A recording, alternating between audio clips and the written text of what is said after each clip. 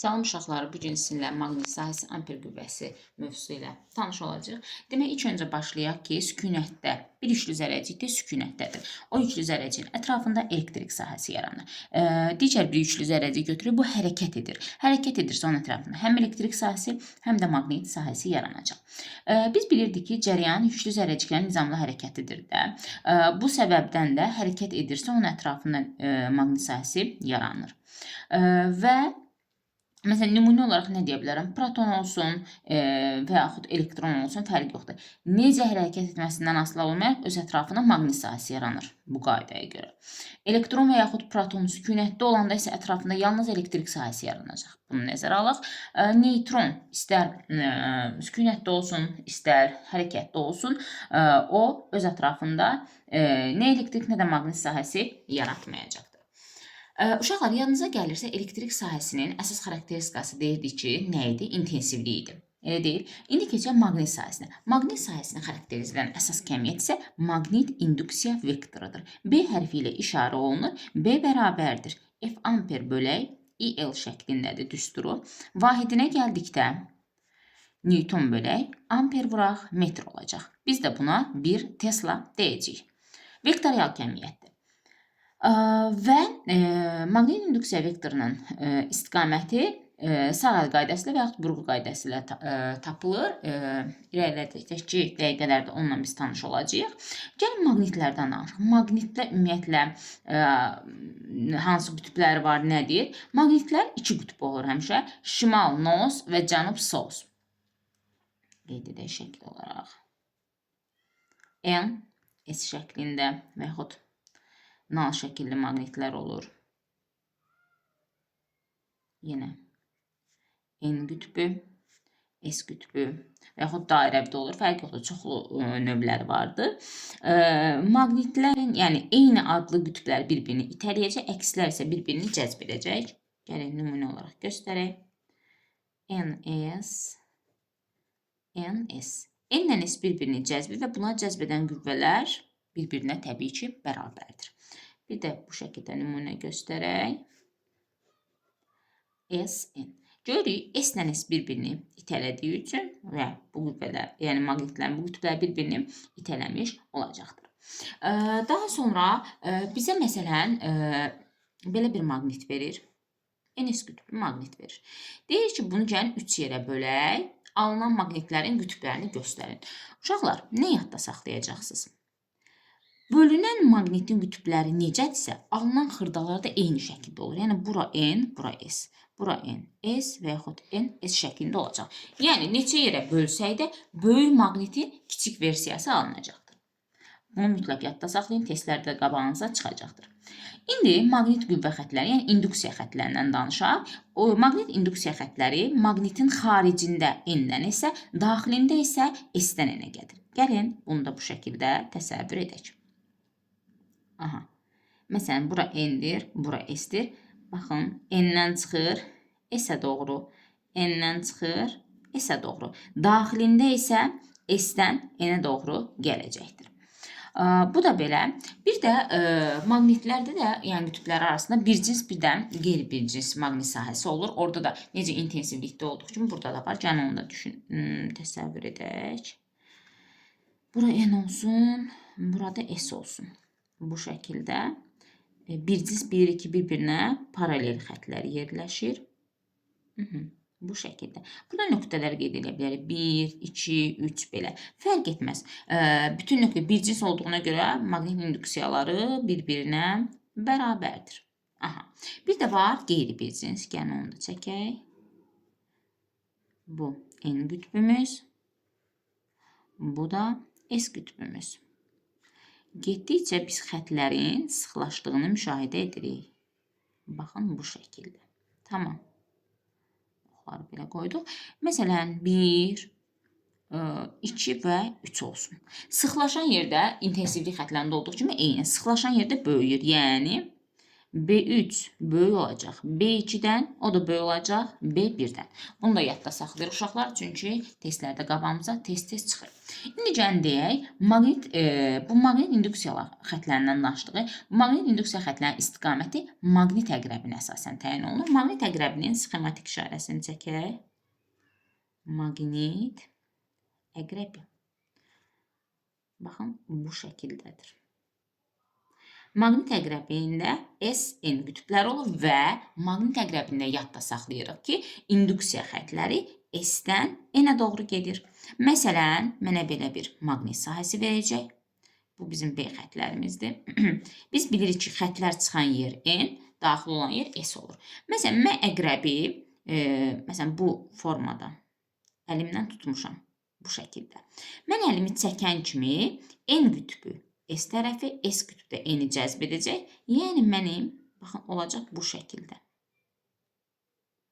S-dən N-ə. Gördük ki, maqnit əqrəbində induksiya xətləri S-dən N-ə doğru getmiş olur. Aha. Bir də uşaqlar nəyi deyəcək? Maqnit qüvvə xətləri elektrik sahəsinin intensivi xətlərindən fərqlidir. Qapalı xətlərdir. Onlarda isə açıq idi. Yəni, bunların başlanğıcı və sonu yoxdur. Qüvvə xətləri qapalı olan sahəyə də biz deyirik burulğanlı sahə. Burulğanlı sahədə də yadda saxlayın ki, qapalı yolda görülən iş sıfırdan fərqlidir. İndi isə maqnit induksiya xətlərinin istiqamətinin təyininə gələk. Ən maraqlı hissəmizdir. Deməli, bu şəkildə, bunun əslində bayaq dediyim kimi qaydası vardır. Burğu qaydası var, bir də sağ əl qaydası. Ən rahatı sağ əl qaydasını sizin üçün göstərim. Məsələn, bu naqildə i-nin istiqamətini verir. Mən belə çəkək. Bu i-dir. i-nin istiqaməti. Sağ əl qaydası. Sağ əl qaydası. Necə edirik? Sağ əlin baş barmağı i istiqamətində yazıram. Baş barmaq i istiqamətindədir. Dörd barmaq maqnit qüvvə xətləri istiqamətində, yəni B istiqamətindədir. İndi necə edirik? Mən əlimi bu şəkildə tuturam ki, bu şəkildə. Baş barmağım i tərəfə. Baxın, sağ əlimdir. Tutdum, baş barmağım i tərəfdə. Düşünək ki, bu qələmdir. Mən, bax, belə fırladıram əlimi. Bura nə edir mənim əlim? Daxil olur, elə deyil. Və düşünək ki, bu qələmin arxasından keçir, mənə doğru gəlir. Deməli, daxil olma nədir? Bunu X şəklində düşünürük. Yəni, cəryan bizdən şəkilə gedir. Bizdən şəkilə. Bunu həmişə necə deyirəm, yadda saxlayın. Oxun ucu X şəklində və yaxud belə qələmin ucu kimi də düşünün. Düşünün, bu X-dir, bizdən şəkilə gedir. Bir də nöqtə var. Nöqtə nədir? Şəkildən bizə. Şəkildən bizə. Baxın, ox dediyimiz arxasını düşünə bilərsiniz. Burası nöqtə şəklindədir. Okey, mənim barmağım, dörd barmağım bura daxil olursa, biz buranı X, yəni deyirik ki, bizdən şəkilə. Burada isə mənə doğru gəldiyinə görə şəkildən bizə doğru gəlir. Tamam. Gəlin başqa bir nümunə göstərim. Eyni qaydada olacaq. Aha. Bu tərəfə olsun. Bu i-nin istiqamətidir. İndi özünüz bir fikirləşin, videonu dayandırın, görün tapa bilirsiniz buna əsasən. İndi mən necə edim? Yenə sağ əlimi tuturam, fırladıram əlimi. Baxın, belə fırladıram. Bura daxil olursa, bura X-dır. Bunu arxasından altdan çıxıb mənə doğru gəlirsə, bura nöqtədir. İndi isə bunun çox asan yolunu sizə deyəcəm. Cəryan istiqamətinə baxanda həmişə sağ tərəf uşaqlar X olur, sol tərəf nöqtə olur. Baxın, ox tərəfə baxanda loridillə, cəryan tərəfə baxanda sağımız X, solumuz da nöqtə olur. Bunu da yaddan çıxartmırıq. Yəni, ən sadə primitiv tapma üsulu bu olacaqdır.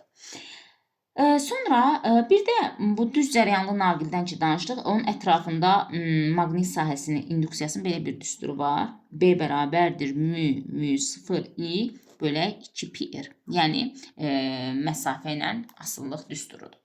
İndi uşaqlar, biz gəlin düz cəryanlı naqilin maqnit sahəsinin induksiya xətlərindən danışdıq. İndi gəlin belə eləyim. Məsələn, deyirəm ki, X-dır. X nə deməkdir? Cəryan bizdən şəkil axır. Mənə deyir, induksiya xəttinə, istiqamətinə. Cəryan istiqamətini mən baş barmağım göstərmirdi, göstərdi. Tutdum bizdən şəkilə və 4 barmağımı da fırladıram. Baxın, necə fırlanır. Saat əqrəbi istiqamətinə. Bunu mənə belə edəcək. Baxın, bunu çevrə formasında edirəm. Bax, baş barmaq bizdən şəkilə, 4 barmaq bu şəkildə fırlanır. Məsələn, burada bir A nöqtəsi, B, C, D nöqtəsi olarsa, B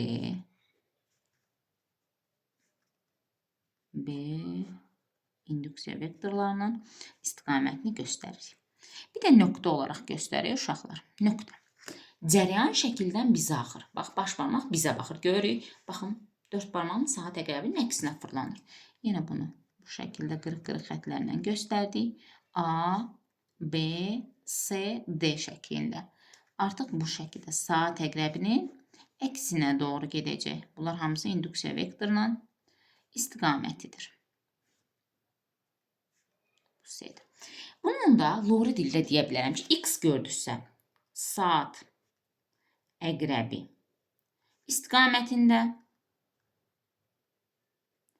Burada isə saat əqrəbinin əksinə. Zaten biz bunu görə bilirik.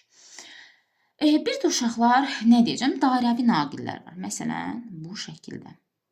Belə verir. Mənə heç nə vermir. Bu şəkildə müsbət mənfini verir. Axı mən bilirəm cəryan hansı qütbdən çıxır. Müsbətdən çıxır, mənfiyə doğru irəliləyir. Tamam. İndi nə edəcəm? Yenə mən baş barmağımı tuturam i istiqamətinə. 4 barmağım baxın bura daxil oldu, buradan çıxdı. Deməli, daxil olubsa daxili x-dır, xarici isə nöqtədir.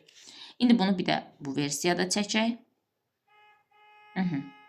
İndi burasını müsbət, burasını mənfi etsək, yenə cəryan müsbətdən axacaq, mənfiyə doğru. Tamam, yenə bu şəkildə edirik. Bu şəkildə etdikdə bura daxil olur, buradansa çıxır, mənə doğru gəlir. Aha, deməli indi burada yenə baş barmağım cəryan istiqamətinə 4 barmağım. Baxın, bura daxil olur. İçərisindənsə çıxır. Zaten bayaq dediyim qısa qayda i istiqamətinə sağ x, sol nöqtə. O qaydaya da əsasən istəsəniz tapa bilərsiniz. Buralarda oldu nöqtə şəklində. Bir də uşaqlar testlərdə qabağınıza çıxa biləcək nümunələrdən göstərin. Məsələn, ortanı x versin. Belə çevrələr şəklində. Biraz əyri oldu. Burada nöqtələr verəcək uşaqları bizə. Məsələn, üzərində 1 nöqtəsi olacaq, 2 nöqtəsi olacaq, 3 nöqtəsi, çox sayda da ola bilər, fərqi yoxdur. Baxın, biz demişdik, yuxarıda düstur yazdım, R-nə. Aha, deməli, burada məsafə ilə tərs mütənasibdir. Yəni, ən qıraqda induksiya kiçik olur, daxildə böyük olur, olacaq. B1 böyükdür, B2 ilə 3 görülük, eyni xəttin üzərindədir deyə bərabərdir B3-ə. Bu da belə. Bu fərq yoxdur. X olsun, nöqtə olsun, yəni onun heç bir fərq etməz. Bir də uşaqlar, qayda bayaqçı hissəyə. Burada biz induksiyanı istiqamətdən tapdıq. Mənə deyə bilər ki, burada maqnit əqrəblərini göstər. Mən maqnit əqrəbini bura hər bir yerə təsvir edirəm. Mən deyirdim, maqnit əqrəbində hardan, hansı qütbdən hansı qütbə gedir? Deyirdim, S-dən N-ə gedir. Bu xət belə getdiyi üçün, deməli bizim bu qütbümüz S-dir, buramız N-dir. Yenə bura mən əqrəbi çəkəsi olsam, bura S, bura N-dir. Yenə bura əqrəbi çəkəsi olsam, bura S, bura N-dir. Eyni halda, baxın, burada da S və N-dir. Yəni, əqrəb S-dən N-ə gedir. Eyni burada da çəksəm, bu şəkildə olar. Yəni, siz istiqamətini tapmaqdır. SN, SN, SN, S və N şəklində olacaq. Bu da testlərdə qabağınıza çıxa biləcək. Daha sonra gəlin belə bir testlərdə siz qarşınıza çıxa bilər. Məsələn, x-dir. Burada x-dir. Aha. Bir A nöqtəsində deyir ki, yekun induksiyanı göstərin. Uşaqlar, belə olanda özünüzü yormamaq üçün nə edəcəksiniz? Sanki bu ikisini görməzdən gələcəksiniz, yoxdur. Ortaya bir dənə x yerləşdirəcəyik. Və mən deyirdim, x olan nə edirik? Sağ əlimizlə.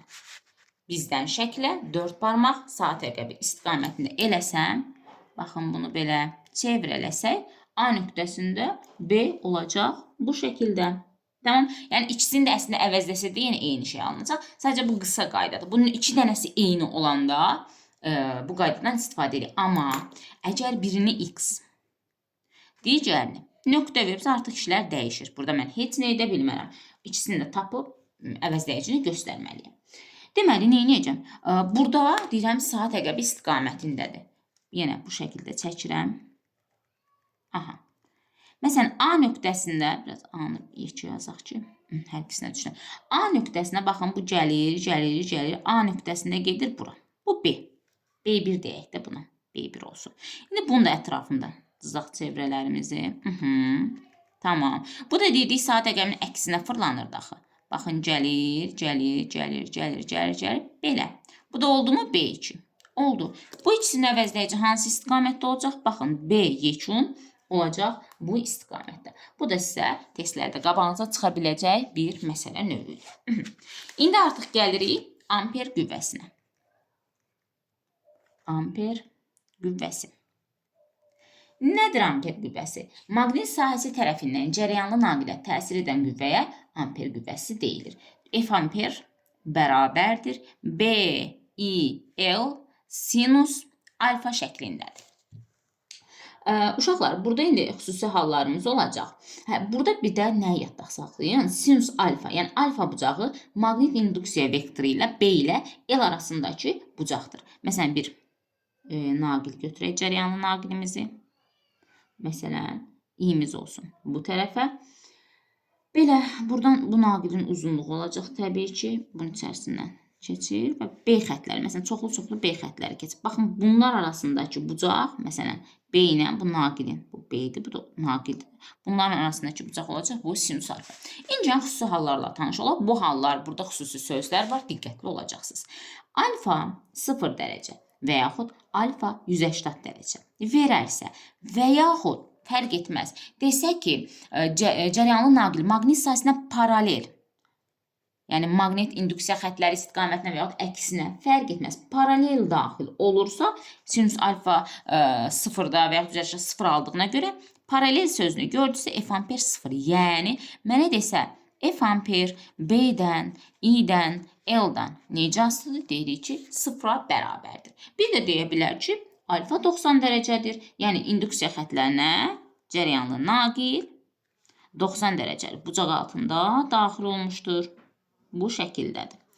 O zaman nə olacaq? F amper bərabər olacaq B-I-L. O zaman asıllıq qrafikini istəsə təbii ki, nə olacaq? Düz mütənasib B-dən, I-dən, L-dən düz asılı olacaqdır. İndi isə gəlirik uşaqlar sol əl qaydasına, amper qüvvəsinin istiqamətini təyin etmək üçün. Bunu da yadda saxlayırıq. Ümumiyyətlə, burada biraz sağ əl dedik. Alimləri yadda saxlayın. İndi Lorentz qüvvəsi də keçində. Alimlərdə soldur. Sol əl qaydası. Bunu necə tətbiq edirik uşaqlar? Deməli, sahəni mənə x verib. Bu şəkildədir. Cərəyan şiddətinin istiqamətini bu şəkildə verib. Qeyd edirəm bura. 4 barmaq I istiqamətindədir.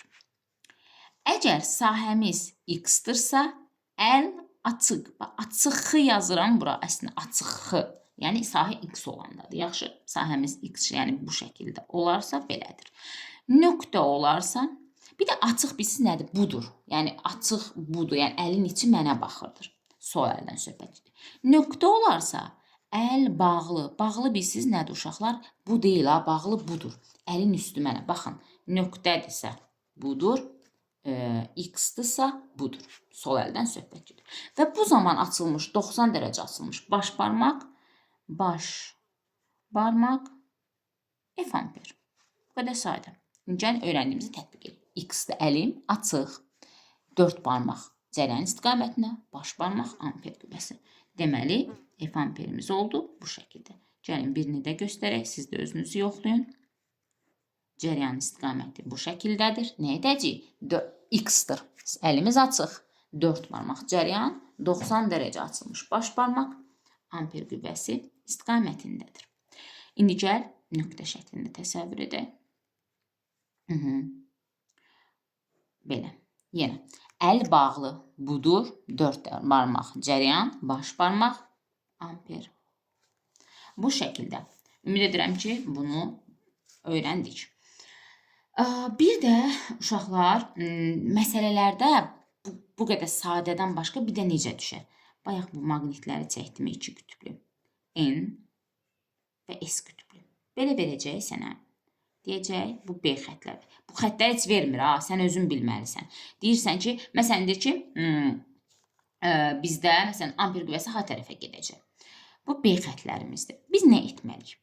Biz, məsələn, sahəni mənə X verir.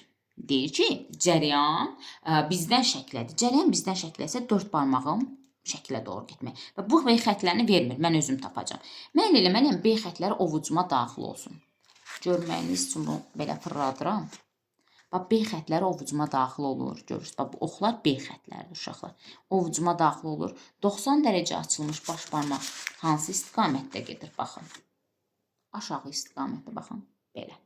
Ona görə F amperimiz olacaq aşağı istiqamətdə. Tamam. Yəni, bu şəkillərdə də düşsə, bunu da yadda saxlaya bilərsiniz. Sonra nə deyəsə? Bir də vacib məqamlardan biri də nədir? 2 dənə cəryanlı naqil verilir.